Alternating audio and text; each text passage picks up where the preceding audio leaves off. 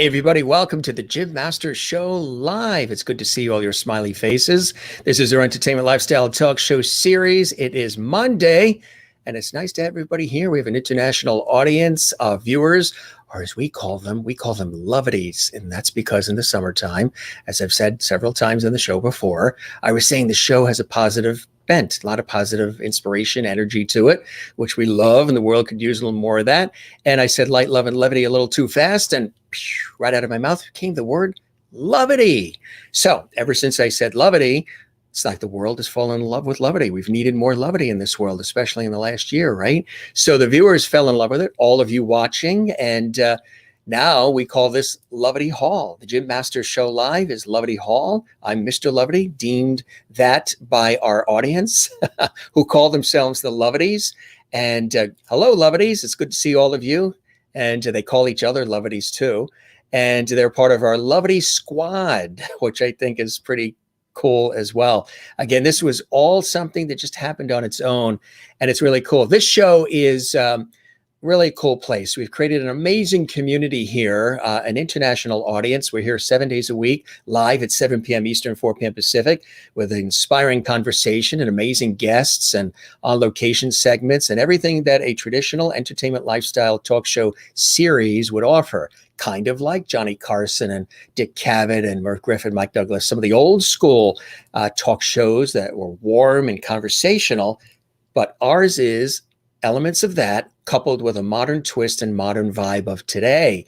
So we have guests from Broadway, Hollywood, television, music, film, stage, as well as culinary arts and sports and comedy and inspiration and every aspect of life you can think of. Every show is something different. There's variety for everybody. Plus, we always say that regardless of your eye color, your weight, your income, your zip code, your religious views, political views, whatever they may be, everybody is welcome to join us here on the Jim Masters Show Live. It's a pleasure to have you here. And of course, in style, we always greet everybody and we toast all of you. And I always try not to spill this every night, especially when we use this glass. We toast everybody. Good to see you and welcome to JMS Live, the Jim Masters Show Live. And we'll have a little sip. All it is green tea. It looks very expensive. It looks like a $10 drink in Manhattan, doesn't it? In a fancy martini glass without the olive. It's just green tea on a Monday night. And that is actually kind of refreshing. Beautiful day here.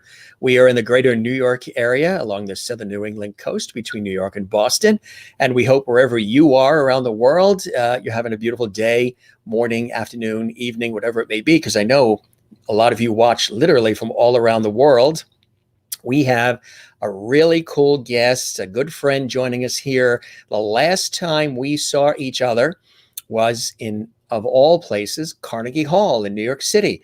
I was Master of Ceremonies, and he was one of the illustrious performers at a very special annual holiday concert that happens from our mutual dear friend, Tim Janis, who I've had an opportunity to work with on many occasions, and he's a wonderful friend, Elizabeth. And Adam was one of the performers at an American Christmas Carol, and a fabulous event, and just really spectacular, and happens every year at Carnegie Hall. Also, Way of the Rain was another incredible event with Robert Redford and Spilly Scars Redford, his wife, and so many others. Just so many beautiful things we have an opportunity to be a part of. And so Adam and I got to chatting, and I said to him, a couple of months ago, I said, we're doing this entertainment lifestyle talk show series. Love to have you pop on as a guest. And you know what he said? You tell me where and when, Jim, and I'm there. He wanted to pop on right away, and I think that's very cool of him. So he's going to join us in just a second. First, let's welcome some of our faithful Lovities who watch from all around the world. We do encourage you to subscribe to our YouTube channel, Jim Masters TV. We would love that as we continue to build that, and it's growing by leaps and bounds. And thank you to all who have subscribed. If you haven't, do subscribe to Jim Masters TV and click the notification bell so you don't miss any of the amazing daily episodes of our series, plus other cool things we have on the channel. Dante CD is in San Diego, California. Our guest is originally from the San Francisco area, just a couple of miles north of you there, several miles north of you there. Dante, good to see you. Welcome, Adam Jacobs, to Lovity Hall. I told him all about the Lovity, so he's expecting the Lovity wave, and he says it's cool. Bring it on. You're now in Lovity. Hello, Lovities, our exceptional Mr. Lovity. Hope everyone is safe and blessed. We sure are, and with all of you guys here, we are even blessed more. Again, we welcome you. Subscribe to the YouTube channel. Absolutely. We say hello to all the Lovities as well. Wonderful viewers. Katie Herrig is here. Looking forward to seeing this episode. Adam Jacobs has an awesome singing voice. Yes, he does. If ever there was a remake, he would be cast. I don't doubt it. You're so spot on. It's good to have you with us, Katie, and subscribe to the YouTube channel, Jim Master TV. We'd love it. Merlin is watching in Canada, as always. Good to see you. She says, hello, Jim and Lovities. Nice to see you, Merlin, in Ontario. Mary Bishop's here. Hello, Jim and Lovity friends. Mary watches from Pine Island, Florida. Good to see you, Mary. And Merlin says, welcome, Adam, to Lovity Hall. You're now a Lovity. He's going to love this. If you're having a bad day, just join us here on the Jim Master Show Live. Your day will change in a positive direction. Juanita watching from South Africa, as always. She says, hello, Jim and Lovity Squad. Hope you all had a good Monday. We sure are. It's still in progress, and I hope yours is going well. You're almost on your Tuesday, right? Because you're way ahead of us by hours there in South Africa. Crystal Nolan watching in Connecticut. Hi, Jim and everyone. Happy Monday. Hope you had a fantastic weekend. We sure did. We had amazing guests. It was a very busy weekend here on the Jim Master Show Live. Looking forward to an exciting show with inspiring conversation and Lovity. Absolutely. I agree. And Maureen is here in Arizona. Happy Manic Monday, Jim and Lovity family. I'm so excited for tonight's show. A little taste of Broadway to make us smile. You got it, Maureen. Good to see you. And you probably raced home from the hospital, right? Just to make sure you don't miss our show like you always do there in Arizona. Anne in Jacksonville, Florida says, hello, Jim and Lovity family. Hope everyone had a wonderful weekend. We sure did. Katie says, hi. Good to see you, Katie. We love this. Kathy Short in Cleveland, Ohio says, happy Monday, Jim and Lovities. Hope you are enjoying a beautiful sunny day. Actually, here it is sunny on the East Coast, and we're very lucky and blessed. Getting warmer, too, which is nice. Joy Lorenzo from New York City is here. Hi, Jim. Good to see you. Hello to your grandson, Connor, as well. We love it. And Linda Odell is here from St. Augustine, Florida. Good to see you, Linda. Good evening, Mr. Lovity. Good evening, Lovities. Kathleen Walker is here from New York City. Hey, Jim. Hi, everyone. Always happy to see you. Excited to see Adam Jacobs again. Yep. When I was at Carnegie Hall, you were there. I think I got you tickets and you were there and you saw the show and you saw Adam on stage. I remember you telling me that, Kathy. Hope you're doing well in New York. And good stuff. You guys are great. I love all these comments. Keep all these great comments coming in. We'll check some more as we go along. Christine Clifton is here. I got the package, Christine. Thank you very much. I emailed you and let you know we're going to open it up on the air soon, and I look forward to that. Thanks for sending whatever that surprise package is. I really appreciate it. Hello, Jim and Lovities. Welcome, Broadway star Adam Jacobs, to the show tonight. Looking forward to a great conversation, music tonight, and cheers as well. Christine watches from North Carolina, and Linda says, you are a Lovity now, Adam. He sure is. He was already a Lovity before our show even started. We're so excited to have him here. Again, he's a great guy, and he's authentic. He's a straight shooter. He's extraordinarily talented, and it's my pleasure to have him here on the show. You know, I'm sure you're very familiar with his work because he's known for originating the role of Aladdin in Disney's Aladdin on Broadway, for which he received a Drama Desk and Grammy nomination. Other Broadway credits include Simba in The Lion King and Marius and Les Miserables.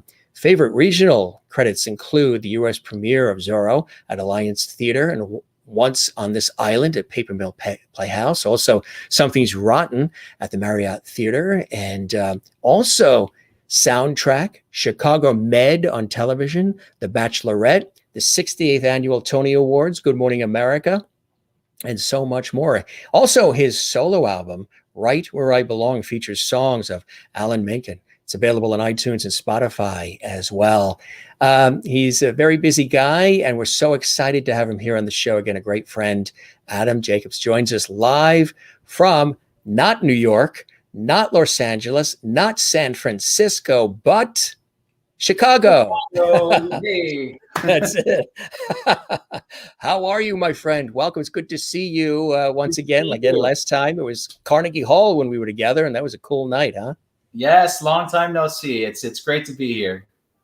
So, how have you been doing? I've been asking all the guests that, of course, it's been an unusual year in many ways, but in some ways also it's given us time to sort of pause and reflect and maybe reboot and take a look at some other things that we want to do that maybe we always said we never had time to do because we live such busy lives these days. How have things been going for you along the way, my friend? Yeah, it's like you said, it's been interesting. I always find it interesting when people say, "Oh, have you taken up any hobbies?" It's the pandemic, and I'm like, my kids are home from school, so I have no time to be picking up, any kind of new talents right now. But my kids have definitely been keeping me busy, and it's been a blessing having just this family time. Obviously, it's been fantastic, and it's forced everybody to stand back, like you said, take a look at what's really important, reassess, find out, what you want to do, and kind of plan your life differently. If you make new changes now, that's great. Change is good, I think, and despite it being forced on you, it's still a great an opportunity to really find out what's really important to you and, reassess your goals. And I feel like, I've embraced kind of becoming the dad, right? I got the minivan and the Costco membership and I'm living the suburban life out in Chicago and I'm loving it. I'm Lovity. I'm a Lovity in Chicago. Yeah. Yes. Yeah. So I really have no complaints. Obviously it'd be great to get back to work, hopefully very soon. Yeah. And as things open up again, I know that's going to happen, and it's just going to be an explosion of the arts, I'm sure. But for now, I'm just kind of taking each day as they come and enjoying the moment and in the time. They're really the time you get now to spend with people that you love you can't get that back. So it's really special. Have you cleaned any closets or baked any bread? Yeah, I haven't gone full Marie Kondo in my dressers or anything like that. I haven't baked any bread, although you would think Aladdin would bake bread. Yeah. No. So I wouldn't have to steal it. No, I didn't bake any bread. I haven't really. I'm exploring little recipes here and there, but that's not really my canvas in the kitchen as much. But we're just, like I said, trying to live each day and be in the moment. I bet you've probably rubbed that lamp and made a few wishes during the whole process a few times, huh? I've done so many video messages for birthdays and weddings and things like that on Cameo and Broadway Plus, and I'm like, hey, I'm gonna make these wishes for you. So it's come in handy, this little Broadway prop in my house. I've used it quite a bit. That's fantastic. I like the room. Tell us about the room that you're in, because it's really cool. We'll do a full screenshot. Maybe you could tell us it looks like a trip down memory lane there. It's awesome. Yeah. It's my little ego wall. Let's see. Over here, let's see, which hand is this? Yes. This is Greg Barnes' rendition of Aladdin. That's his sketch of the costume. Tony Award-winning costume designer. That's another one there is Prince Ali. This was something really cool. I got to perform at the White House for the Obamas. And so right in the middle here is Obama, and down in the middle here is Michelle Obama, Barack and Michelle, with the cast of Aladdin. So that was pretty awesome. The cast of Lion King on Broadway. I did the national tour, and on Broadway, here's my little, I guess, savannah, my grass. From Africa. Not really, it's fake. I think it's home goods. Over here we have, there's a bunch of photos here. This was Hot Mikado at the Marriott Theater in Illinois, where I got my equity card, actually. This was me as Simba in The Lion King. This was me in doing my Broadway debut as Marius in Les Miserables. And before I actually play Marius on stage, I play 6 different characters because it's the whole Royal Shakespeare Company thing. And I'm a convict at the very top. And you hear that downbeat, bum bum bum bum bum bum bum bum, and I'm walking on, in the chain gang, and so that's me. And then there's pictures of my wife as a dancer performing at Tokyo Disney. performing in Cats at the Marriott, performing at Busch Gardens in Tampa. This is where we met, in Hershey, Pennsylvania, doing a Christmas show there. Not quite. I think that's the Rockettes show. She danced with the Radio City Rockettes for about 5 years. That's me on a carpet. That's me as Aladdin. Kelly did the Mary Poppins tour and Broadway as well. Dance captain, understudied a bunch of the principal roles. That's her in another version of Cats, and that's just a random picture of New York City. So that's it. That is my wall. And of course, the magic lamp. That is cool, huh? Oh, I think I missed one right there. That was you? Yeah, the one at the top. That's Kelly performing on the Good Morning America, I think it was, with the Mary Poppins cast. So that's it. Is that lamp reachable where you could bring it to the screen? Oh yeah, I'm sure they'd love to see that. I could bring that up. Yeah, oh sure. This is it. Look at the. You know what's really cool about this thing actually is that each one they make is laser printed. They use a 3D laser printer to make these, design it and build it. So pretty cool. It's quite heavy actually. This one. There's a bunch of different ones. There's one that goes in my pocket in Act 2 that's a little bit smaller. This one. There's another one that has a that can make smoke, right, for the genie. And then there's one like this. That's the one in the lobby that you can rub and take pictures with in the lobby. It's more like this one. So there's a bunch of different ones. That is very cool. That is really cool. Have you met Barbara Eden yet, the other genie? No, I have not met Barbara Eden, but that would be pretty cool. That would be fantastic too. Yeah. She's amazing. So let's go back in time a little bit. I mean, you are a prolific actor and singer, and you've been a part of such extraordinary productions, Adam, that I know probably sometimes you were even pinching yourself saying, wow, this is really amazing. But none of it comes overnight. And a lot of times there's so many, blood, sweat, and tears put into it, and schooling and education and right time and auditioning and all. Tell us about initially you were in California and then the family moved to New Jersey, right? So now there's this access to New York and to theater and to Broadway. Tell us, early on as a youth, were you always a kid, that was the entertainer, putting on plays, doing different things with the family as well early on? Actually, it was quite the opposite. I was a bit shy as a kid. I was taking piano from age 5 to about 13 up at the San Francisco Conservatory of Music. And my only time that I was performing was through my piano recitals. And I was really nervous to be in front of crowds early on. And I think through the piano recitals, it kind of helped me get a little bit over that fear. And then in 7th grade, I played Oliver and Oliver Twist. And then I played Curly in Oklahoma in 8th grade. And between those two shows, I started to come more out of my shell. And then in high school, I did all of the musicals and plays. And I had a great teacher, mentor, Mr. Peter Devine, cast me in all of the musicals. And, I really found myself there, loving theater and finding my passion to pursue a career in the arts.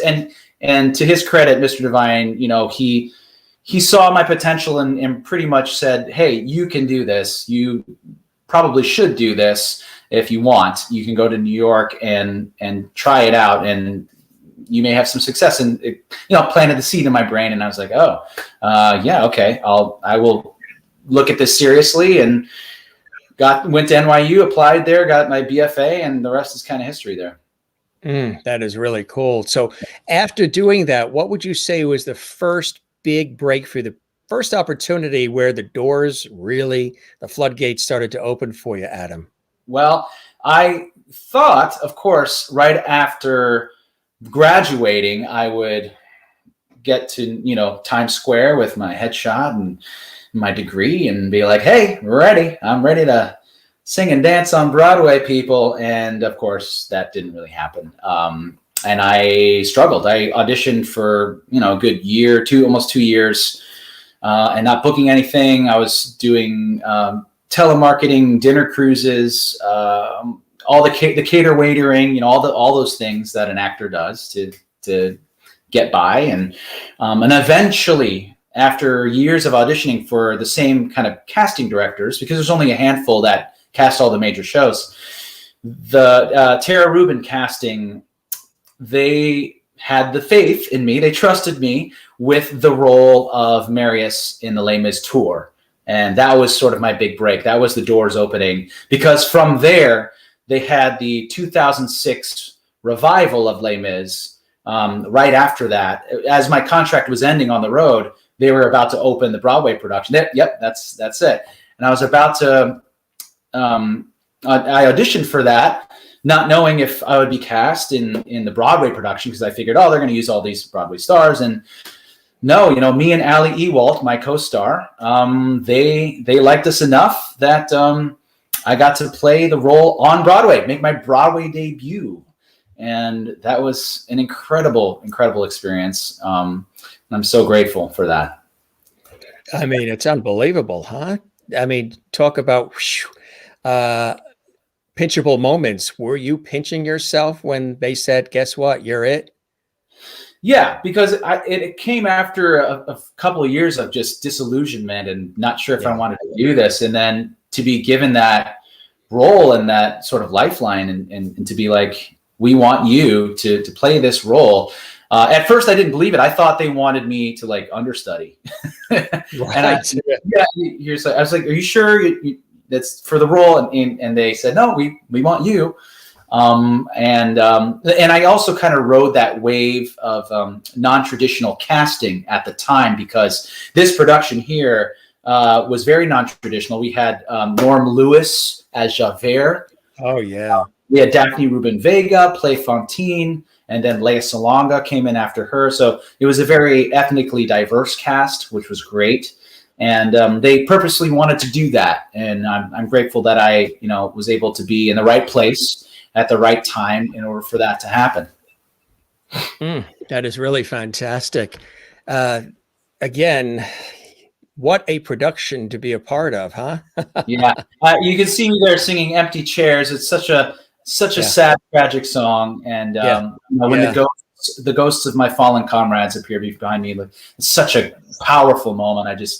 I got choked up. It was such an emotionally draining show, doing that show every night.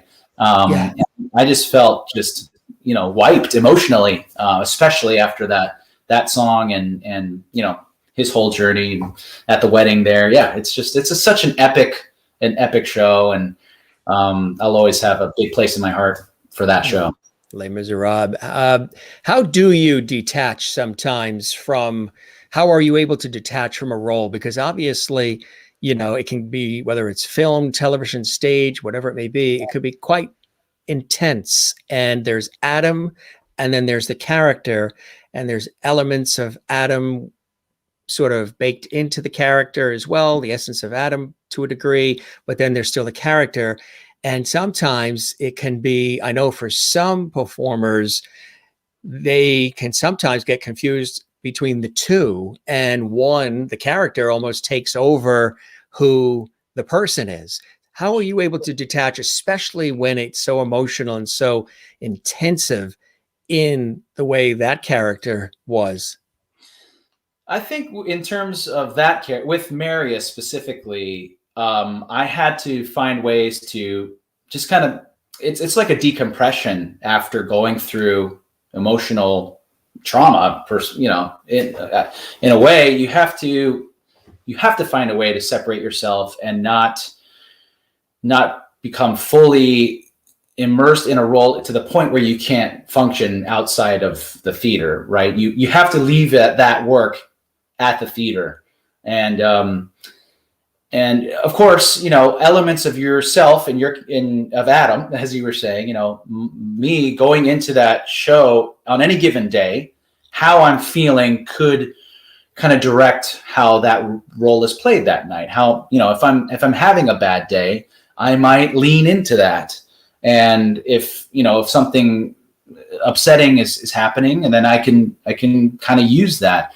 But it's a double-edged sword. You have to be careful that you don't kind of fall off the deep end and you're in the pool and you're trying to swim for your life. You have to find ways to balance it so that you're not using the emotion to the point where you can't come back from it, if that makes sense. I've never been one of those like method actors, Daniel Day-Lewis, you know, if I'm on a set, don't talk to me unless you talk to me in character, you know, that kind of thing.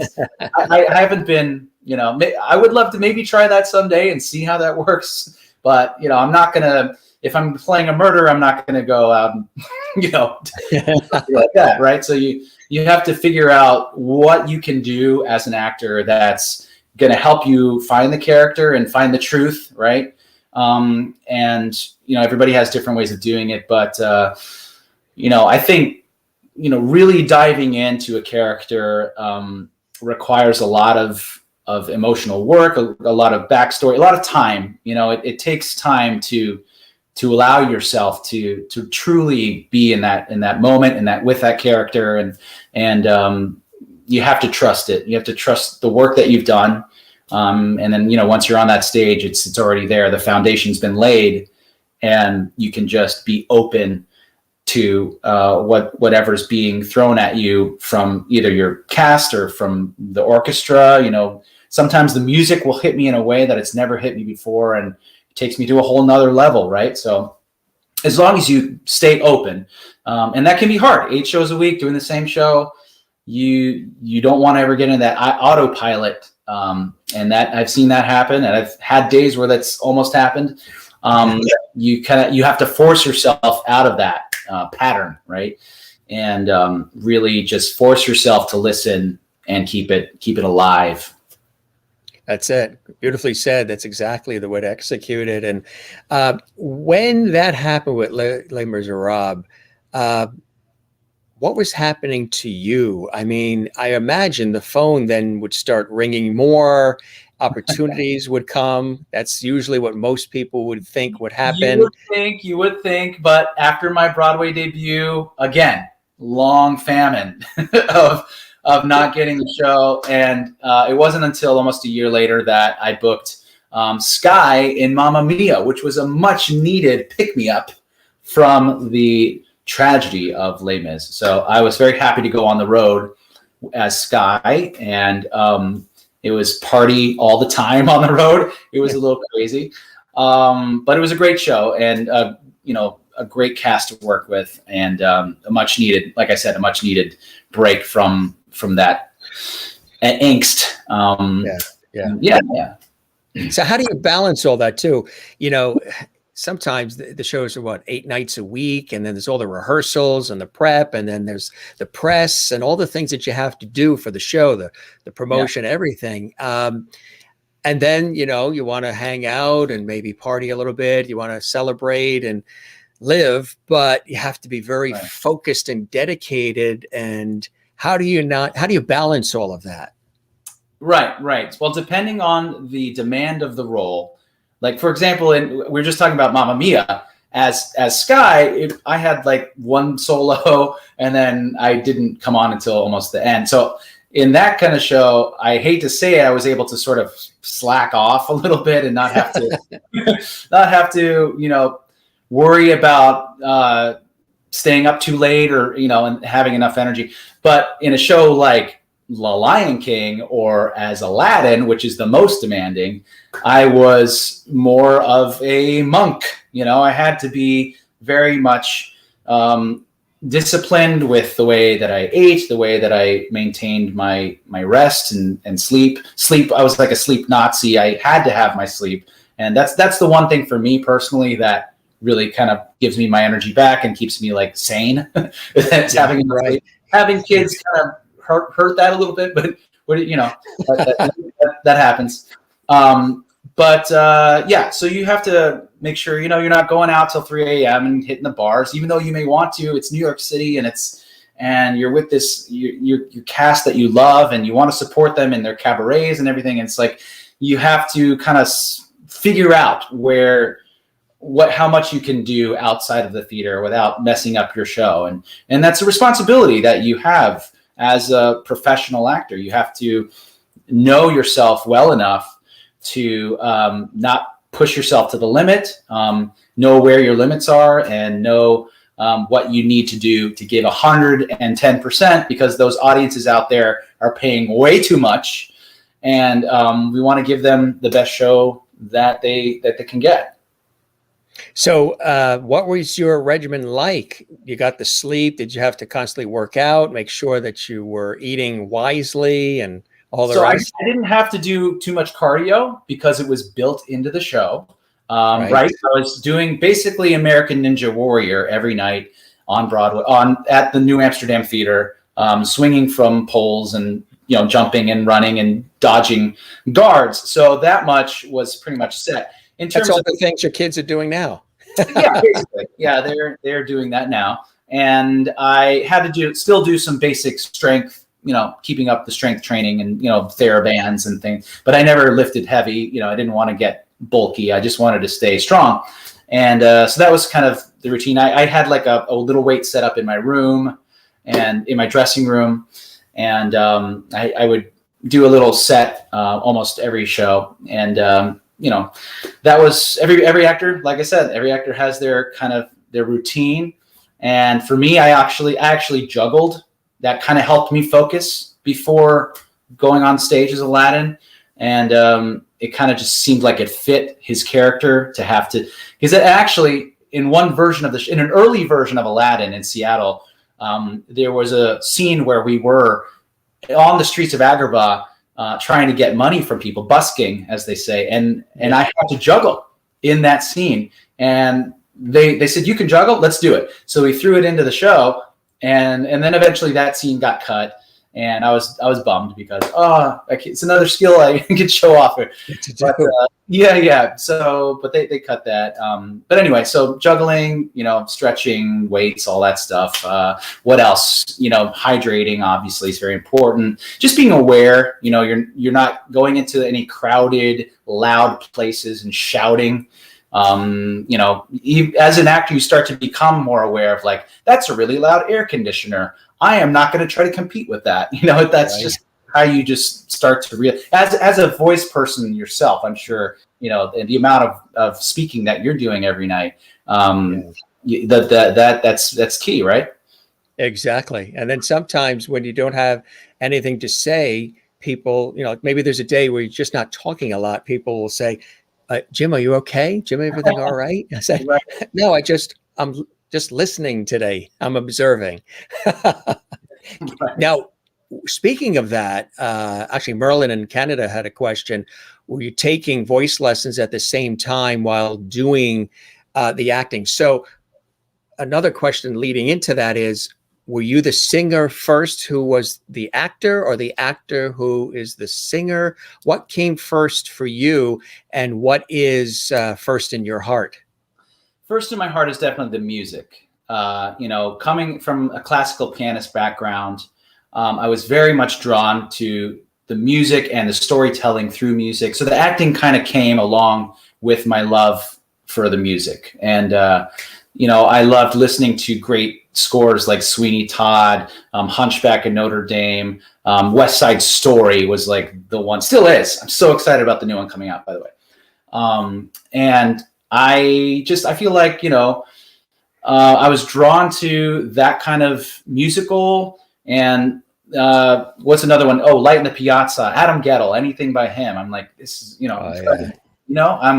I was drawn to that first. And I was just amazed at how the music can really tell the story almost on its own, and how they complemented the lyrics and how they kind of work together to tell the story. I was intrigued by it, and I wanted to learn more about that, and vocal performance and acting through singing, and I got that training at NYU, and but yeah, so for sure it was the music first, and then the acting. Who was a guest on our show just a couple of weeks ago? George Chakiris from West Side Story. Nice. Yeah, he was terrific. He's all excited about the remake, and another extraordinary, Oscar-winning dancer and actor. I don't know if you've ever, bounced into him at all in your travels, but he's just a fantastic guy, a real gentleman. That's great. Yeah, no, I haven't, but he does great work. Yeah, absolutely. A legend for sure. Let's talk about some of these roles too, like Aladdin.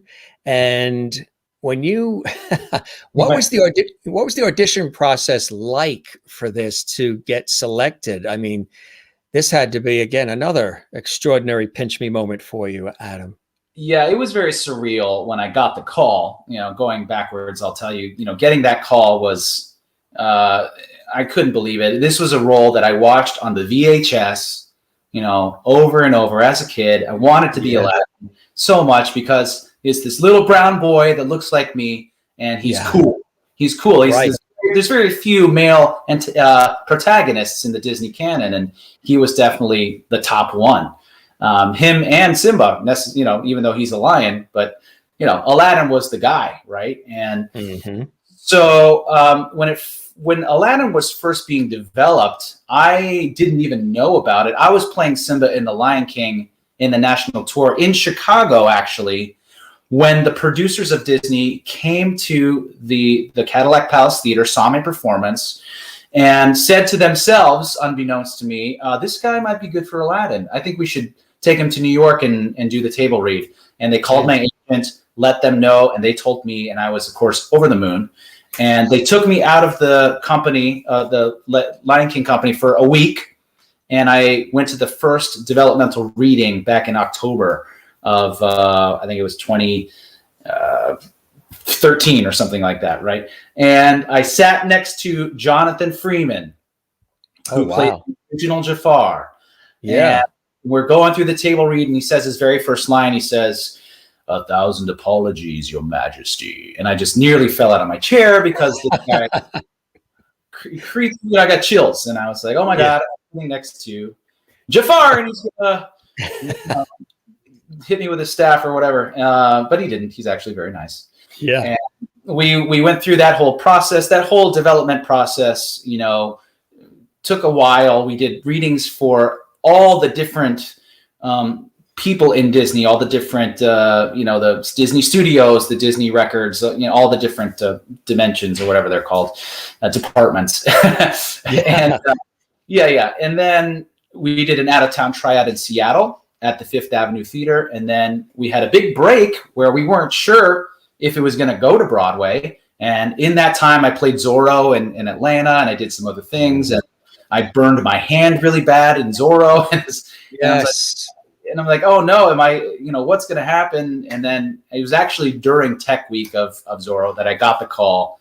You're going to be Aladdin.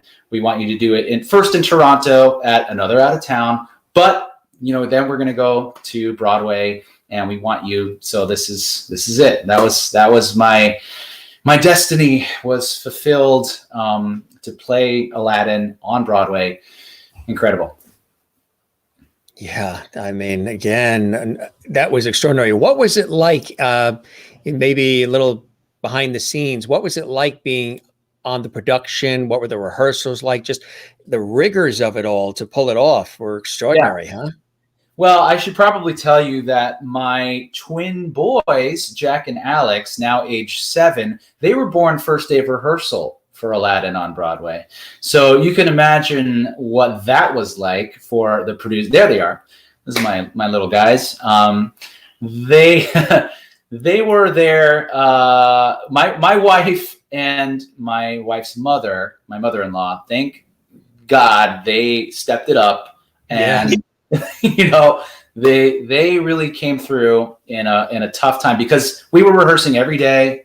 And 10 to 5, and I had to be on my game, and I had to be. The rehearsals are so much fun. I love the rehearsal process. I should just say that right now, because it's playtime, right? You get to try things out, and I had the best director with Casey Nicola, because Tony Award-winning director from Book of Mormon.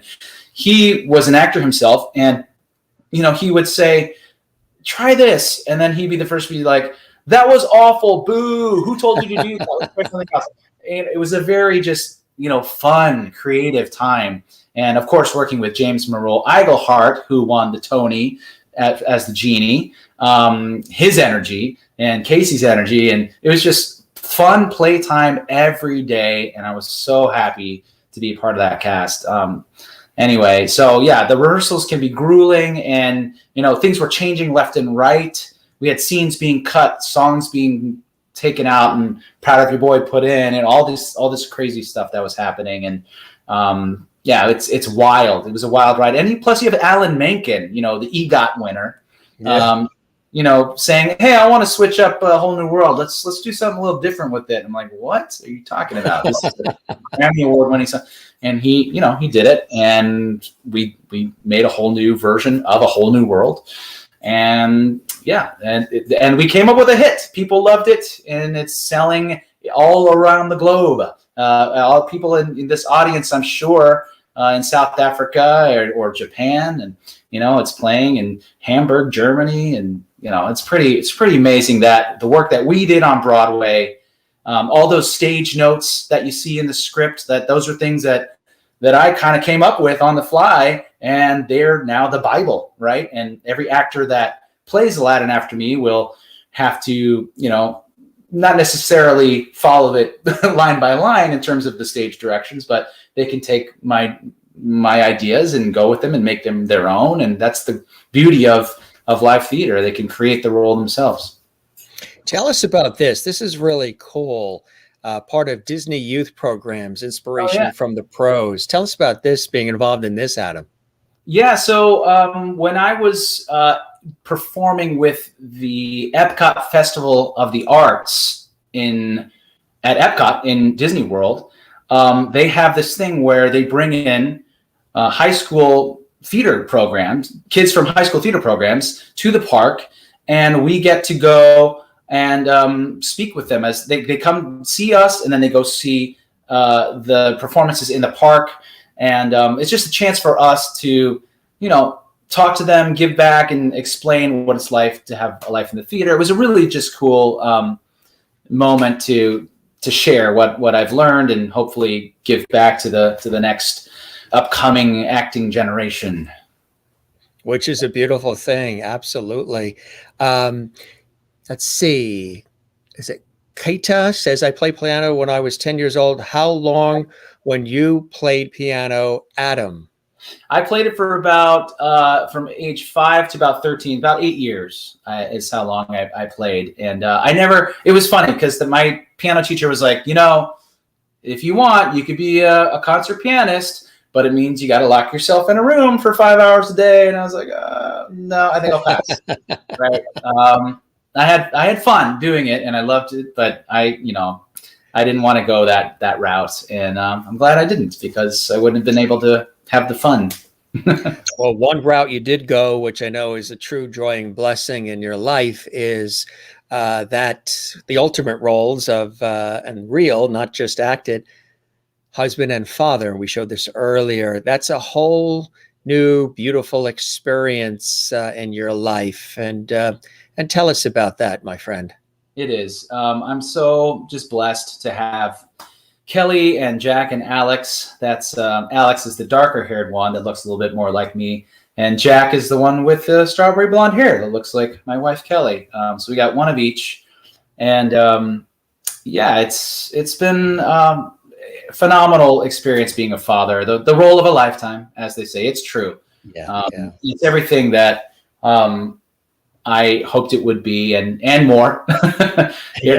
The struggles are daily. Just as soon as you think you got one thing down, they throw you a curveball and it's something else. And but they're 7 right now, which is a great age. They're full of wonder. They're wanting to try new experiences, and I just love teaching them and showing them things. And I just think it's. People ask me, do they have the bug? Do they have the acting bug, or the desire to be on stage? And I was like, well, they kind of do a little bit. They do love performing. One of them especially just loves blasting out a song while it's playing on the little Alexa or whatever. Yeah. And and the other one, actually, today we had his very first commercial audition. Really? Yeah, it was really just a random thing. I said, "Hey, you want to join me for this random commercial audition?" And he had so much fun. And of course, he's like, "So, will I get money?" from this? I was like, well, we got to, according to the Illinois law, you got to set up a trust and put some of it in there. But then yes, I will give you a lot of that money if we book this gig. And he's like, oh, so what am I going to buy? What am I going to buy? He's talking about buying, video games and the Nintendo. And so it's funny. It's great. And I'm having such a blast being a father. I think it's something I was made to do, I think. And it's been great so far. How has it changed you in any way? Has it settled you? Has it balanced you? Has it brought different aspects out of you now that will actually work very well for your future performances? I think so. I mean, obviously being a father, the responsibility of that, it weighs on you in a way that other things can never weigh on you. Right. So, you have these little beings that you're taking care of, that you are responsible for. And I find that having that responsibility just puts a whole new perspective on anything I approach, really, as a performer. But especially roles now that are, 35 to 45 or whatever, the older roles, just having that kind of life experience, you can't substitute anything for that. So I'm very grateful for that. And, I find that they've tried my patience. I think I've gained more patience. It's been hard. There's certain things, the kids always know how to push your buttons. So I feel like I've figured out ways how to manage my own kind of like wanting things to happen now all the time, because we grow up in that kind of world right now. And instant gratification can't happen all the time. And you have to, set boundaries and set, boundaries not only for your kids, but for yourself in a way as well, in terms of what you should be setting your sights on, and what, making realistic goals. And, I think in that sense, it's made me more just like, all right, I don't need to be a movie star. That, I can let a lot of it go. Let go in general has been huge, right? Just to accept being a father and doing what you're doing and knowing that you're enough, I think is huge. If you could ever get to that place where you feel like, all right, yeah, I've accomplished some great things in my life. If I were to die today, I'd die happy, right? I've taken it to the extreme there, but that's the sort of the idea, is that you feel, grateful for what you have, appreciate those moments, the people that you love, and cultivating that.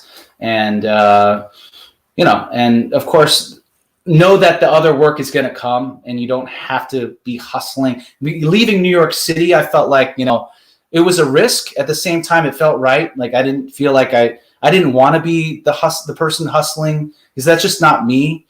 And I found I've gotten a lot of great work out here. There's tons of great work out here in the Midwest. And I'm so happy I made the move, right? And that's not to say that if New York calls, I'm going to be, going over there for something. In fact, I may have a pre-Broadway workshop coming up. I can't mention yet, but that's in the works. And then, of course, LA on the other coast. You have, New York over here, LA over here, and I'm smack in the middle.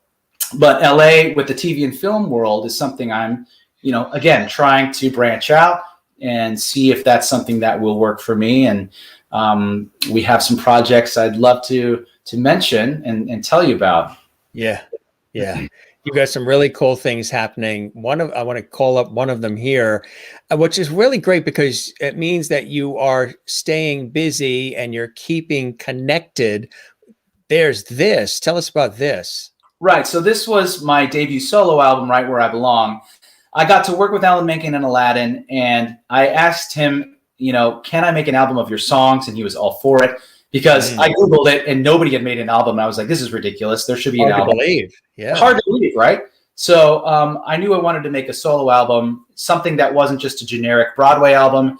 And he made that happen for me. I was able to go up to his house. And we went through his entire catalog of music after feeding his tortoises. That's right. He has tortoises. And then yeah, he gave me his blessing. I put together this album, and that was I loved working on that. And my arranger, Jim Abbott, came up with a lot of the ideas for making the songs slightly different. And between those two guys, like, we came up with this almost collectible. I like to call it like a tribute album, but like a collectible album. And it's still streaming on Spotify. Like, it's still doing really well, and I'm very happy. And you can catch that on Spotify or on iTunes, or yeah, that's where it is. Congratulations on that too. What was that process like, putting that together, recording? It was so cool. It was great. You know, I've always, like I said, I always wanted to record something, and a lot of people get kind of turned off by the sort of the tedium that needs to happen with comping and sound editing. And I wanted to be a part of all of that. And so with Jim, like, we all worked together and found the right sound with the mics, and, you know, like, it was just this really creative, fun process. And a lot of the numbers on the album, I sing with my wife Kelly, I sing with my sister Ariel in a duet. We Suddenly Seymour we sang, and that's the #1 track on the album for some reason. Well, I know why, because she's great.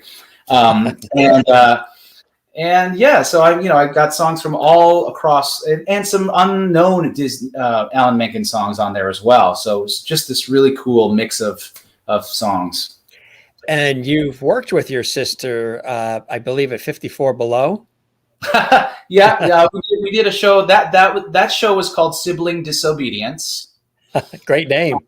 Yeah, thank you. And we did that at 54 Below, and we also did it in San Francisco at the Venetian.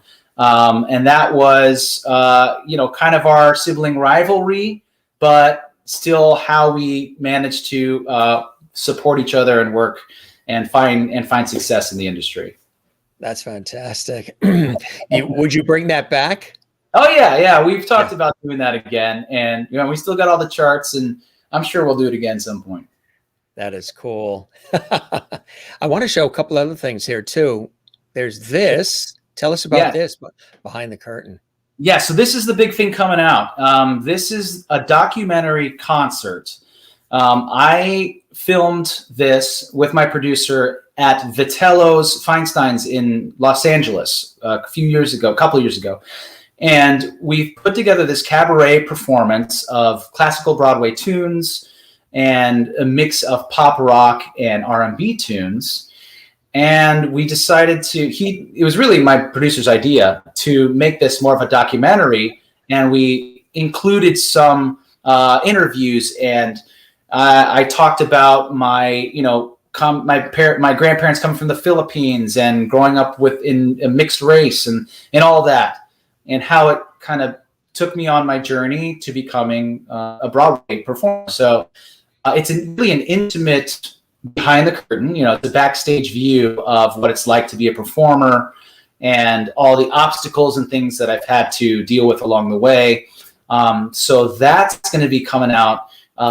It's actually available April 30th at stonypointentertainment.com for the DVD and Blu-ray, and for the streaming. And then it'll be available on iTunes for streaming June 8th, I believe it is. So that's coming out very soon, and I'm super excited about this because I think people will see this and really see a different side of Adam, of me. People, a different version of me that they haven't seen before. So I hope people tune in for that. We actually have the trailer that we'd love to share with everybody. Oh, yeah. Do you want to preface that at all? Only to say that, I only did this concert one time, and and they taped it. We had 5 different cameras, GoPros and whatnot. And so what you're seeing is raw, and it's very real. All the stuff that happens with the audience, that's live. It's live, right? So they captured the lightning in the bottle, as they say, and this is the result. So I hope you like it. All right, here's Adam Jacobs doing his thing.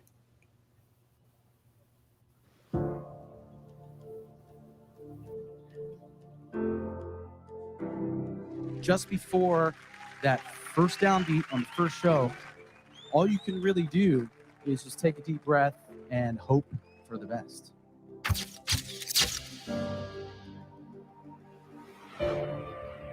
as a Filipino American, half Asian, half Polish, Russian, Dutch, Jewish, but raised Catholic person, life was a little confusing. Being of mixed ethnicity in this business has definitely been a double-edged sword. I've been able to play a wide variety of roles. On the other hand, I would frequently come up against phrases from casting directors like, he's not really Latino enough for this, he's not really Asian enough for that, and I would fall through the cracks.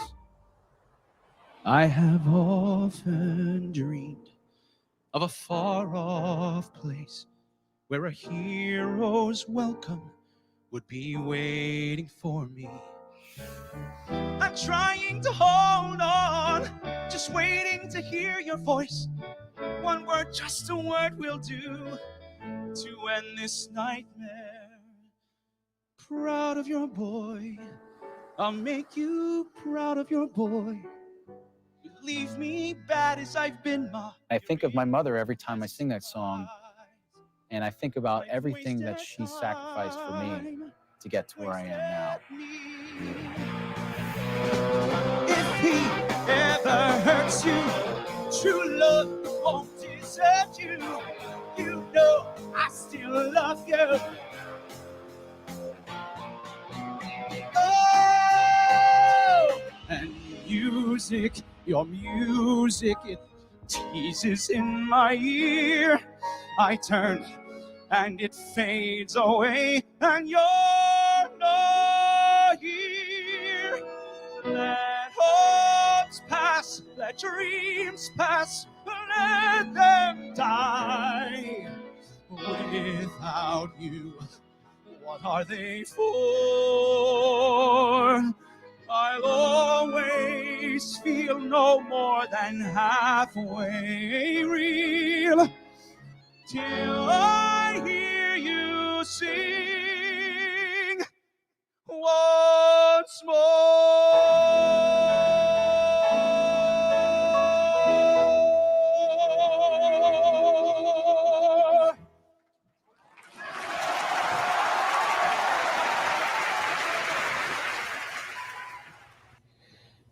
Congratulations on that. Wow. Thank you so much. What was that like putting that together? I'm sure there's a lot of emotional moments wrapped up in that as well, huh? Because you're digging deep. You're digging deep, Adam. Yeah, for sure. And I wanted to, like I said, let people in a little bit more than I have in the past with my career, my life. And yeah, it was an emotional journey, and the music spoke to me in a way that fit the narrative. Sometimes when you write a show, you write the story and then you kind of find songs that fit the story, or you pick the songs you like and try to fit them into the narrative. And in this show, it seemed almost uncanny the way that the puzzles fit together, they just kind of fell into place, as opposed to me having to force them together. And I think the result is a really kind of seamless and unique experience in this show. There's elements of it too that I'm sure can be very inspiring to somebody else, whether they are, have multiple ethnicities within them, or they are just wanting to go out and accomplish something and do something. And maybe they've always been told, you can't, you shouldn't, you won't, don't bother. You're an inspiration, sort of like a mentor in ways. And this reinforces that as you celebrate the work, as you celebrate family, as you celebrate the culture and the nationalities and the whole body of who Adam Jacobs is as a person. Well, thank you. Yes. I think, being a mentor, I take that on willingly and happily, for sure. I want people out there to recognize their own power and feel like they can do whatever they set their minds to, and not let anybody tell them that they can't, and not let anybody hold you back. Because, growing up, I definitely felt, not a part of any one area in life, and I wasn't sure where I fitted in. I wasn't sure where what place I had in the world and what I was going to be able to give, what I could share. And it took time to come into my own and recognize my story, and to realize that what I had to give was worth something, right? And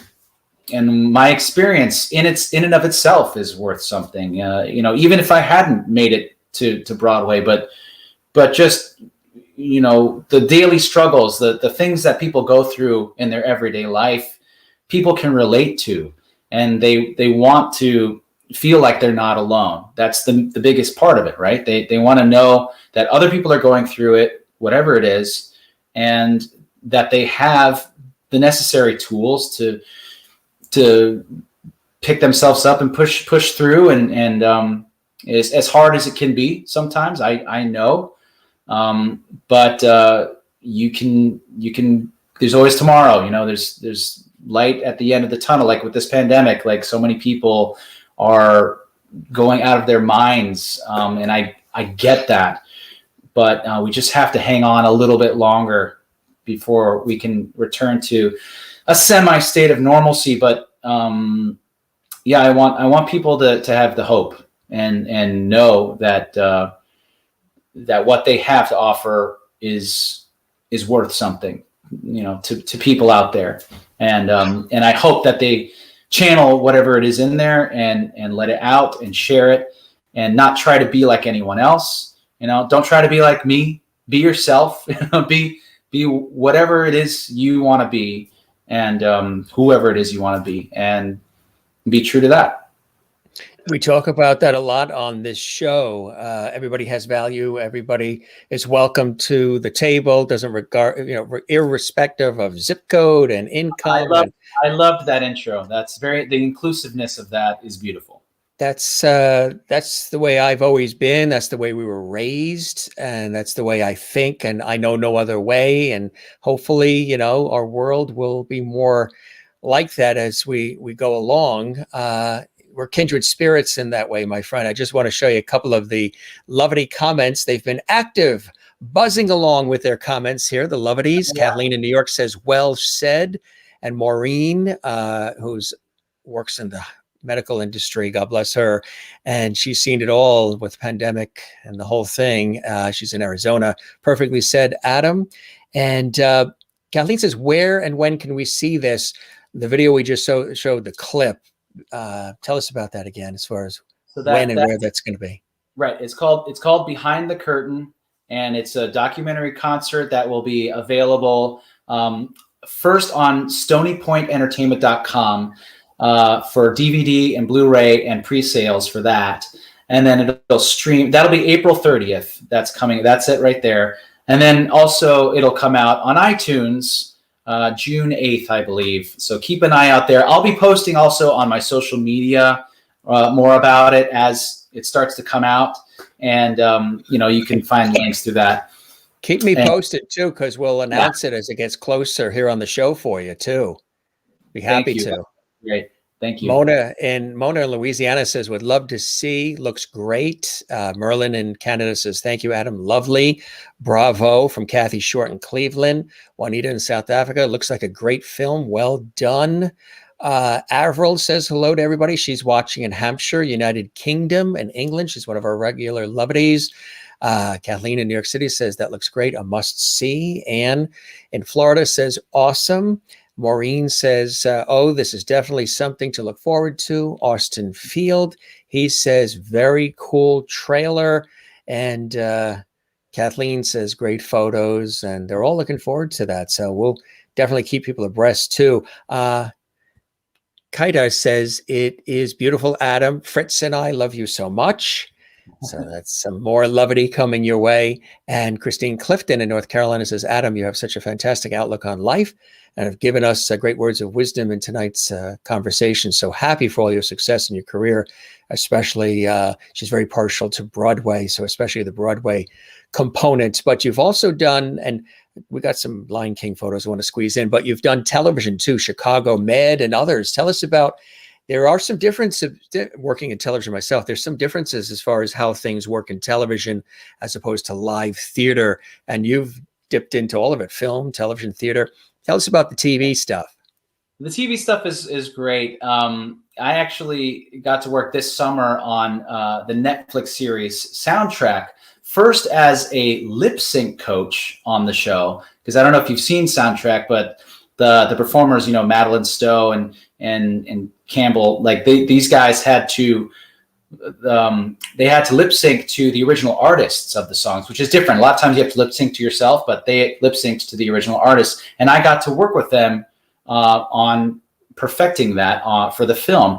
And then they also wanted me to play a role, so I had a small part in, I think, the 10th episode of Soundtrack. And being on a set, it's so different than the live exchange of energy that happens in a theater. And I will always love the theater first and foremost because of that, because I just like that transfer, that it's like a conversation that happens between you and the audience every night, and it's different, and it makes it different every show, and I just adore that, and I love that.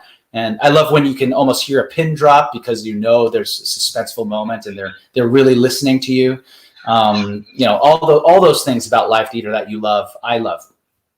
And then, but being on a set, you really have to carry, it's very much more internalized. You have to carry that weight with you, and you don't have to project it to the back of the house. You just have to feel it, and the camera picks it up. So it's a very different way of acting, of storytelling, I should say, and acting. And I think, I'm very excited to explore more that aspect of my storytelling. And, I recently, along with this Behind the Curtain project, while I was in LA, the real reason I was there at the time was to film a show called Last Call in the Doghouse.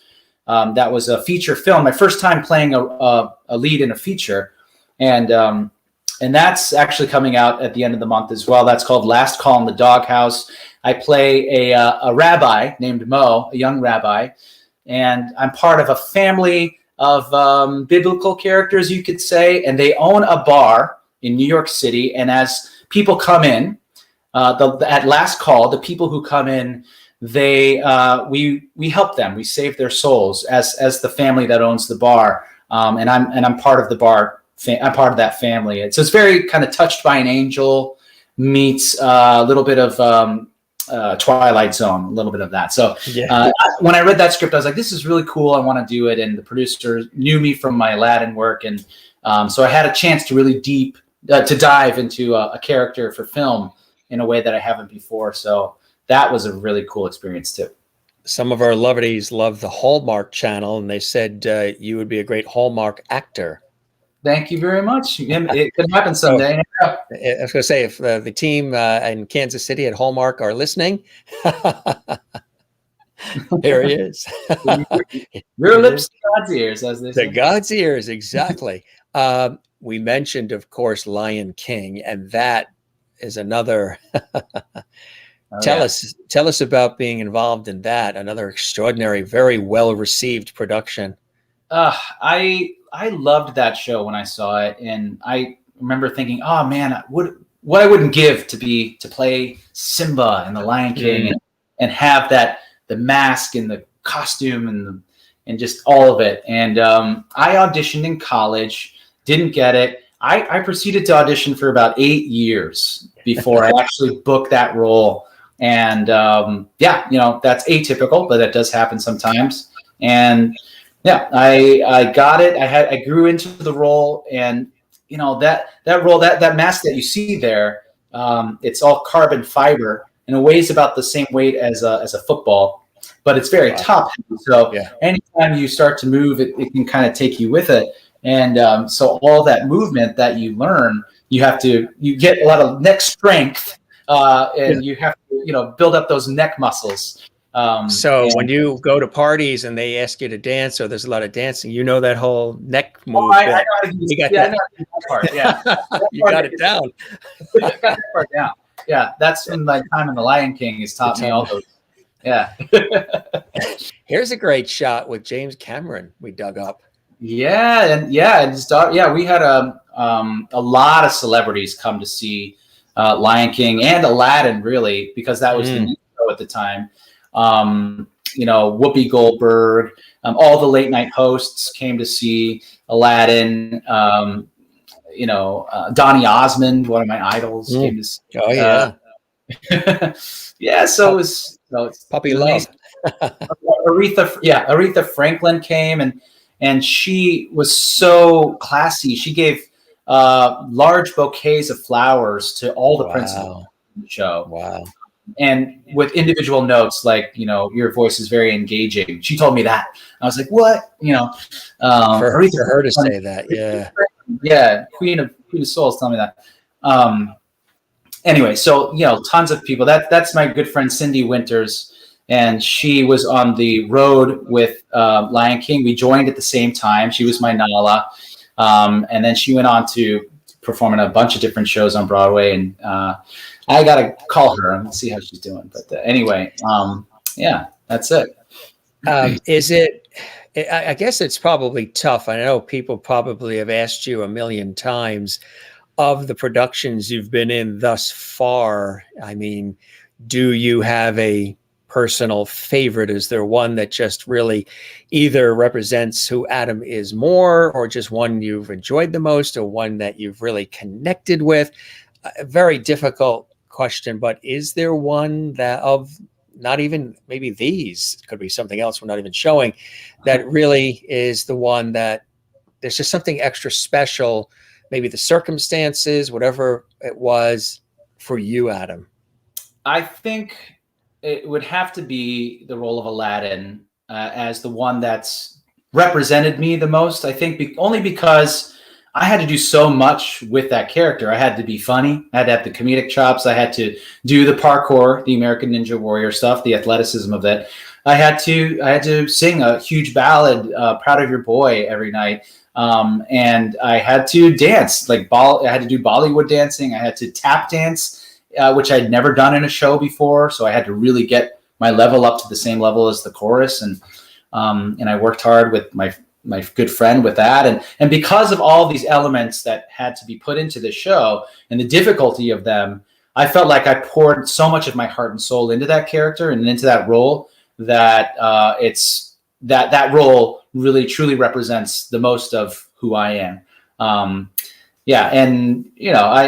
took elements of the film that I liked, how Aladdin just makes everything look so effortless and so, he's so cool and kind of suave, and I tried to recreate some of that. And then I wanted to make him real too and vulnerable. And I think "Proud of Your Boy," which I'm singing in this photo. And of course, the silliness and the fun aspect of being with the genie I think that character really, and the fact that I spent 7 years with it, I think, I think that is a big part of it too. How much time I spent with the role, it just so much a big chunk of my life. And like I said, my kids were born first day of rehearsal, and their lives have run parallel to that. So it's like a huge chapter in the book of Adam Jacobs. And a fantastic one, a beautiful one, my friend. What are some things that you've got, the projects that you're talking about now, but further out, are there bucket list things for you, things that you still want to tackle, accomplish, that you still want to, get a taste of, Adam? Yeah. I would like to do more recording. I had such a great experience doing that album that I want to continue to do that. I've invested in some more sound equipment for my home. During the quarantine, I feel like all the actors have, a more complete sound and light setup. And so I've had more fun kind of, fiddling with all of that and doing a lot of virtual concerts. Actually, the Right Where I Belong album, I've been doing a concert of that album for a lot of the venues across the country for the ticket subscribers that have been needing something to see, and I've been filling that void happily. And then beyond the recording, I want to continue to be there for my family, obviously my kids, and expose them to all the different kinds of sports and music and whatever, and see what path they take, and encourage them there. In terms of my career, like I said, the TV and film is something that I want to really explore more and see what I can do, just see what I can do there, and the storytelling, and I don't really have a big desire to see my giant face on a big screen, but it's more just to see how effectively I can tell a story, how clearly, and to challenge myself as an actor, to see if I can deliver in that medium. So that's something, and I just want to continue to challenge myself in general. I want to pick up new skills. I've been playing chess a lot during the pandemic. I picked up a stunt kite that my mom gave me and been learning how to do that. And just new things and fun new things along the way. I'm always open to that. And I want to continue to be curious and have a curious mind and marvel at the world, which I continue to do anyway. With helicopters flying on Mars and stuff like that. I'm like, what? It's just incredible. You think about all the amazing technology and stuff. So, I just want to go along for the ride. We are just kids in adult clothing, right? Exactly. Yeah, I get to play for a living and get paid to play, so can't complain. And of course, the great inspiration. Usually I like to ask, what are some of the blessings and joys and inspirations in your life that continue for you, that allow you to continue to create and collaborate and do what you do so well, my friend? Of course, the love of family is extremely important. What are some other things that really inspire you to do this work? I think my fellow actors who have been struggling this whole year, just to see them shine and to see them, really dig deep and find ways to stay creative and to keep the arts alive. The things that people have been doing have been so inspiring to me. And it's inspired me and my wife to do a backyard Broadway camp in our backyard we did over the summer, to bring some arts to our community. Anything that we can do to keep the arts going and the theater world, because people are missing it, man. People want that live experience, and so that's been really inspiring for me. And then, of course, like you said, the family, the kids, my sister doing the work that she's doing with her Cinque de Via, her health and she's branching out and doing some health and wellness stuff. And my wife is branching out and looking at doing some nursing classes now. So it's like everybody is growing and living, and it's beautiful. So I'm grateful for change, even when it's forced upon you. I am grateful for it, and it can be a hard thing to deal with, but the sooner that we can accept that change, there's the only thing constant is change, as they say. Mm-hmm. I think the more that we can accept that and work towards being progressive and making the change for the better, making the change better, as incremental as it can be, or big progressive change, whatever it is. And it may take time. A lot of things, most things do take times, and I have to fight for the things that I believe in. And when I see all the anti-Asian hate that's been happening this past year, it just devastates me, and I have to speak up when I see something of that nature, and all the representation and the diversity and those things that matter. I want to be a voice and an advocate and an ally, and do everything I can to facilitate change here in Chicago, in New York, wherever it is. And I want to do my part, and hope everybody out there does too. Would you ever write a book about some of your experiences? Yeah, I'd write a book. I don't know if I'm there yet, memoirs, but still a few things to do, right? yeah. Who knows? I would love to write, actually, work on musicals, and that's another area that I feel like, directing and writing is another arena that I'm looking at down the line too. And of course, writing you could do anytime. You should be doing that now. Everybody should be writing. Everybody should be sharing their experiences and at least putting them down so that you can, in a diary or something. And if you have a cool thought, write it down. You never know. It could be the next, amazing show that runs for years and years on Netflix or whatever. So, you never know. How about teaching? Would you like to, do you see yourself down the line teaching others? Yeah, teaching is another thing. I live really close to Northwestern University now, and I know the head of the department, and we've had some chats as maybe down the line that's something that could happen. So in the meantime, I love doing the master classes across the country and these Zoom calls, Zoom classes. So I'm doing that a lot as well, and I never get tired of that. I love working with it. I just adjudicated the Jimmys. The Jimmy Awards, the high school theater awards for here in Illinois. And I'm excited it was my first year doing that. And I just was really inspired by all the young theater performers doing their stuff. So, yeah. Congratulations. I'm very partial to the fact that it's called the Jimmys. Of course. I don't know why. That's really cool. So, when you look at all of this, I guess you probably would say it would be hard to have predicted any of this, right? There's a lot of hard work put in, but at the same time, there's, luck of the draw, there's being in the right place, the right time. There's, working hard for it. There's no denying that there's a lot of luck in this business. But I think I read something, luck is when preparation meets opportunity, right? And you just have to do the work and trust in it and enjoy it. You never want to get to the point where you feel jaded. You want to try to, tend to that flame of passion as an artist and keep that kindling a lot, keep it going. Right, because that's everything. The need to express and the desire to be an artist, hopefully, is first and foremost, and it will carry you through all the lean times if you can nurture that flame. And stay true to yourself.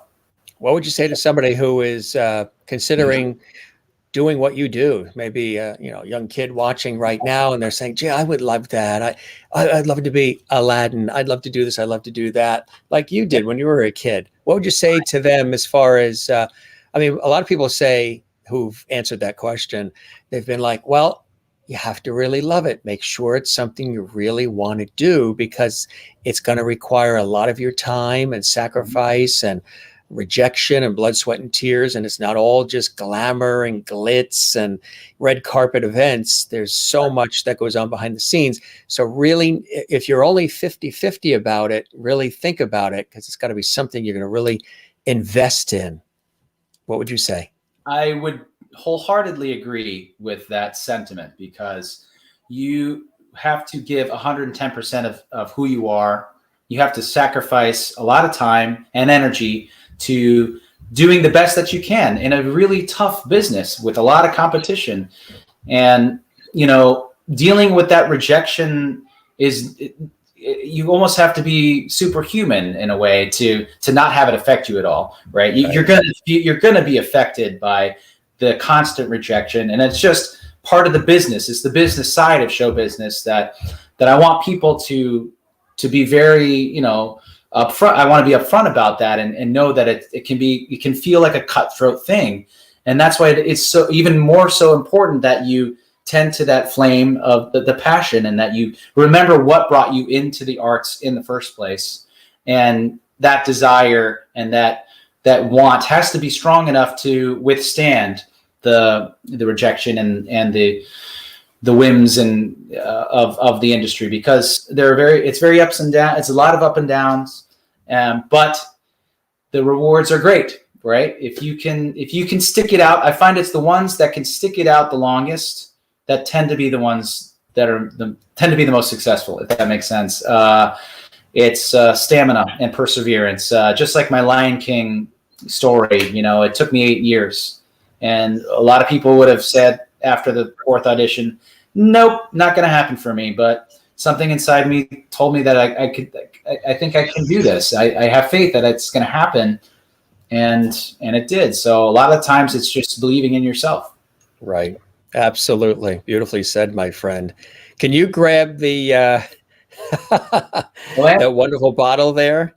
Yes, because I think, yeah, I think we are kindred spirits because you have that and I have the I Dream a Genie bottle. Hey, look at that. Awesome.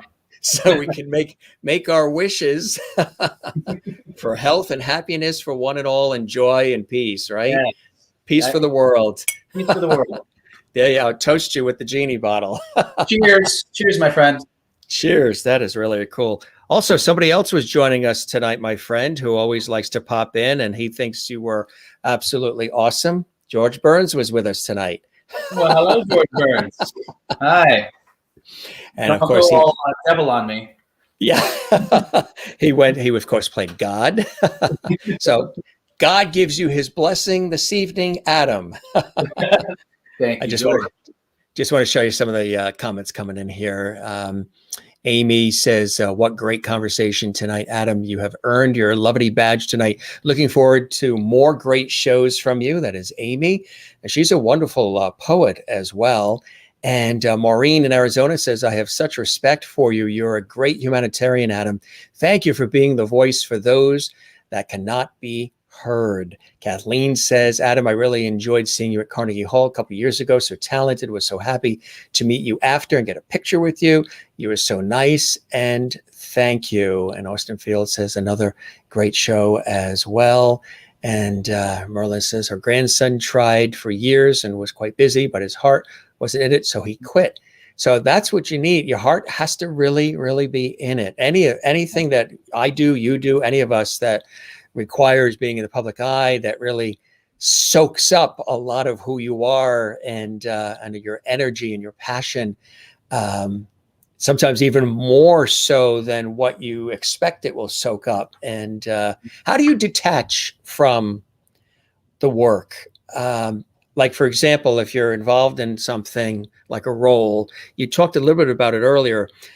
For me, like when I see myself on television, if I've done something and now it's going to air on TV, I usually, as soon as it comes on, I don't like it because I'm seeing it from my perspective. So I'm seeing it looking out of my eyes that way. Now I'm seeing it in reverse.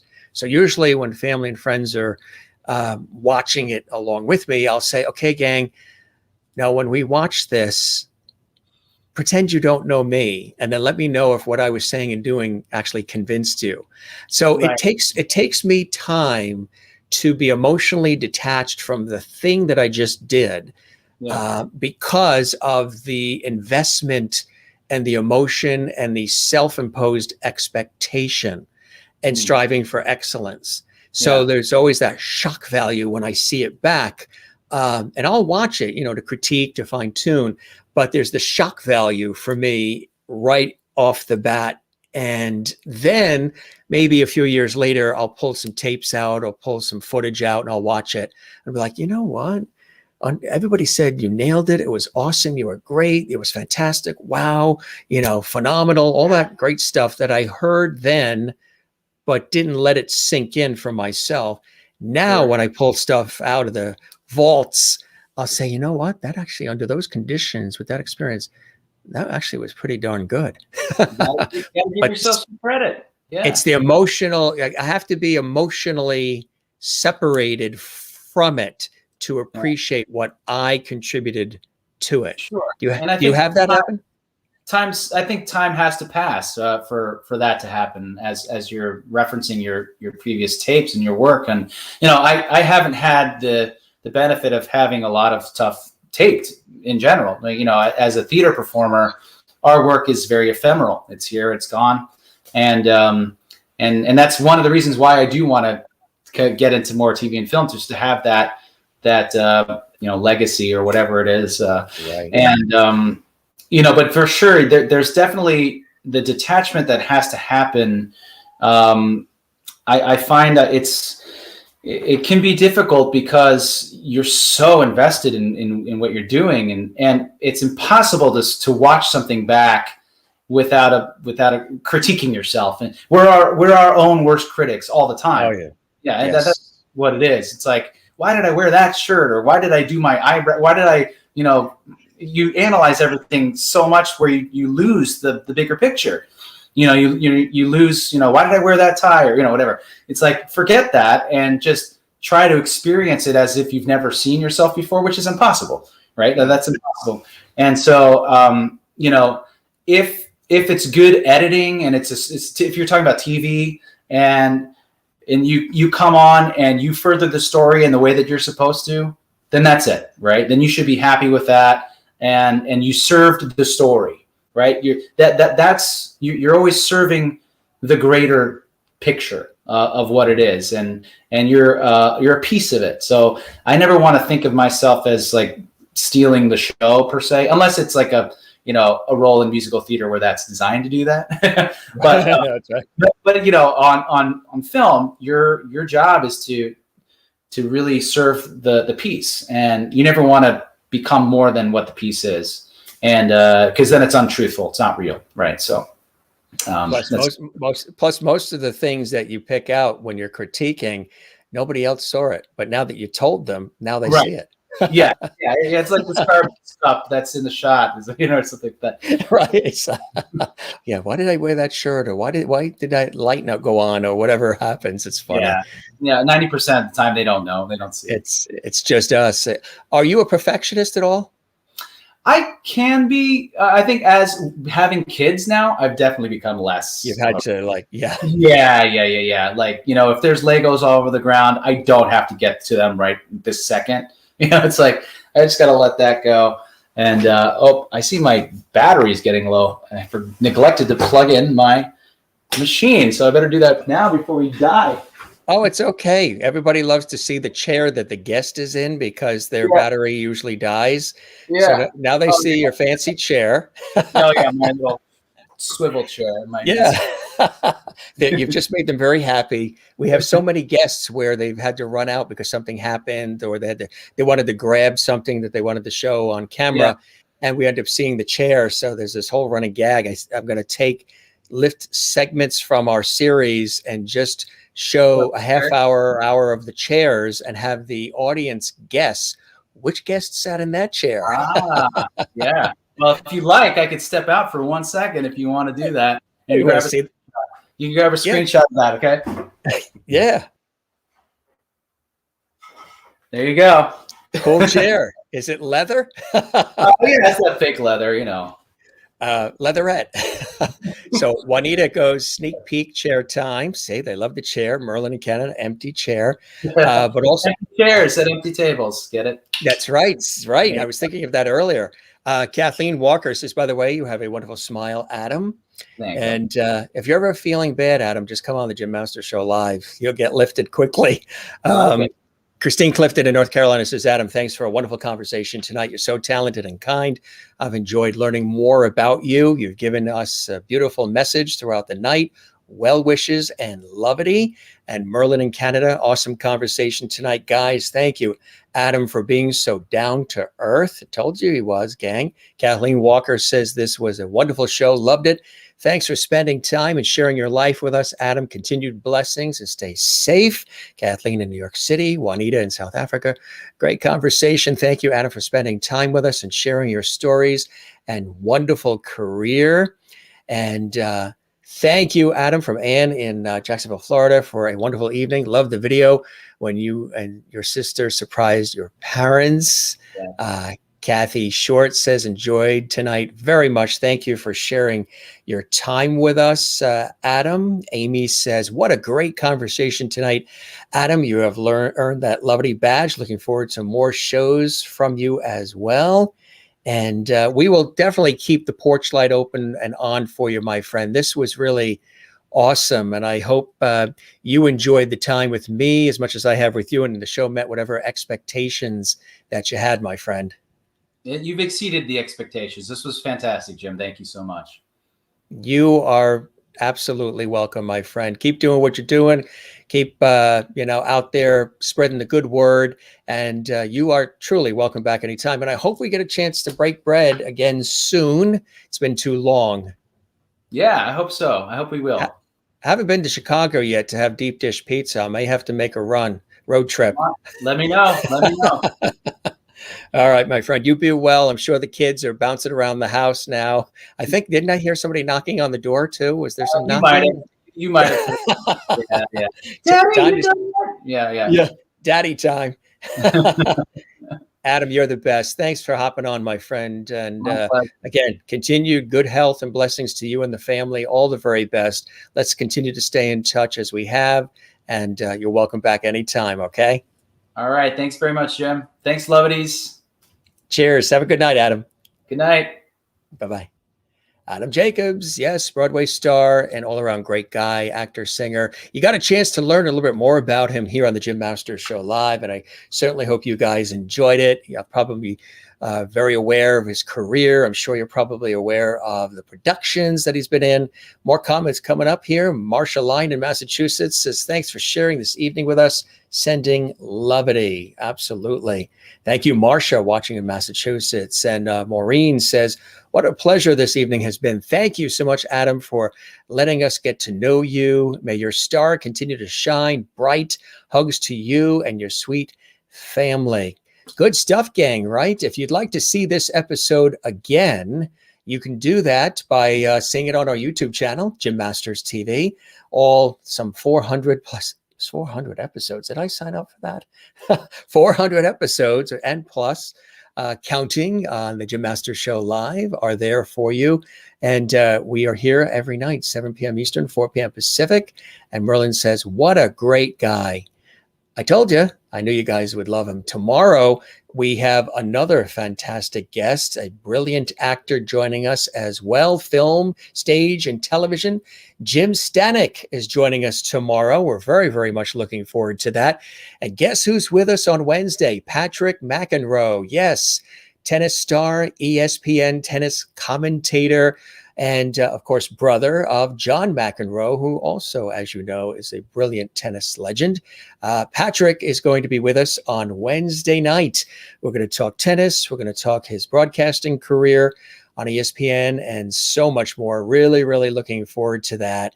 I just want to let you know as well, we have an amazing guest coming up this weekend, Rosa O'Reilly, who is the cousin of Keith Harkin from Celtic Thunder and Rebecca Harkin. She's 14 years old, and she's a brilliant singer, songwriter, and musician from Ireland.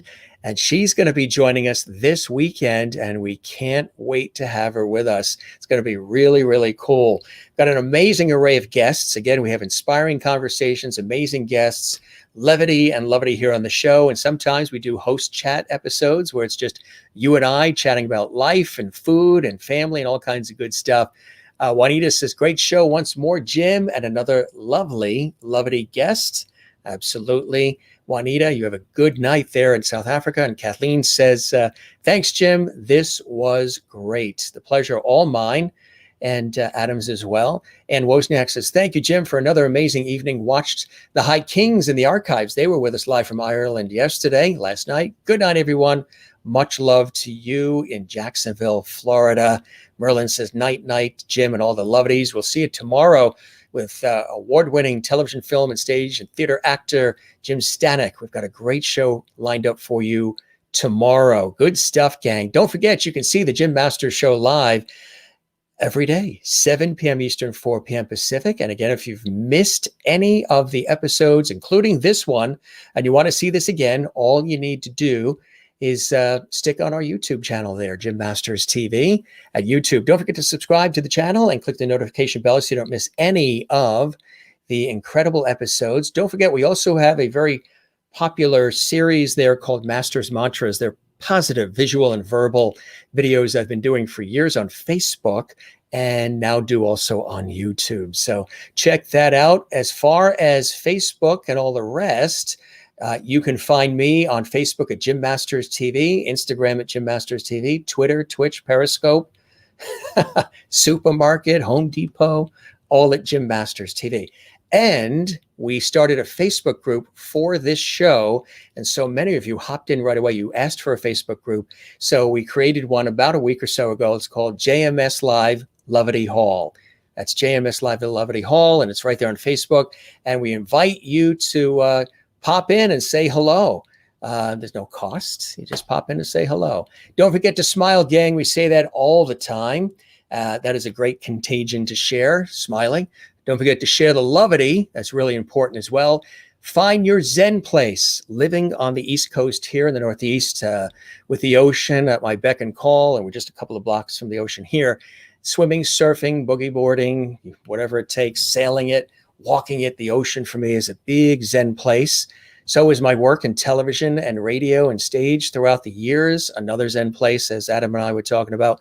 Do what you love and love what you do. It's very, very important. So that's another Zen place. But of course, the ultimate is time with loving family and friends. Very, very important. And of course, time spent with all of you as well. Good night to you, Juanita.